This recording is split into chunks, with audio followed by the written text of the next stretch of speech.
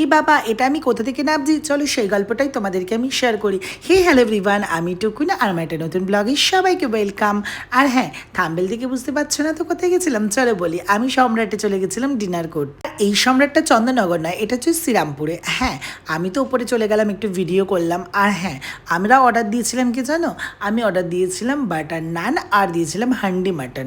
আর সত্যি কথা বলতে আমার মাটনটা খুব একটা ভালো লাগেনি, নানটা ভালো ছিল, স্যালাডটাও নিয়েছিলাম ভালো ছিল, সব ফ্রেশ ছিল। আর আমি এখানে একটু এক্সপ্রেশন দিয়ে পোজ দিচ্ছিলাম যতক্ষণ না খাবার আসে ততক্ষণ। ফাইনালি দেখো খাবারটা তো চলে এসেছে। আর আমি তোমাদের এর আগেই বললাম মাটনটা আমার খুব একটা ভালো লাগেনি, নানটা ভালো ছিল, স্যালাডটাও ভালো ছিল। তো ফাইনালি খেয়ে দিয়ে আমি এখান থেকে দেখো একটু বেরিয়ে গেলাম পোজ দিতে দিতে আর হ্যাঁ ঢং করতে করতে। তো হ্যাঁ, তারপরে তোমাদেরকে আমি একটু বলি, তো আমার ফাইনালি হয়ে গেছে। তো দেখতেই পাচ্ছ আমরা সম্রাট থেকে বেরিয়ে গেছি আর স্টেশনে আমি চলে গেছিলাম একদম ফাঁকা দেখে, বুঝতেই পারছো।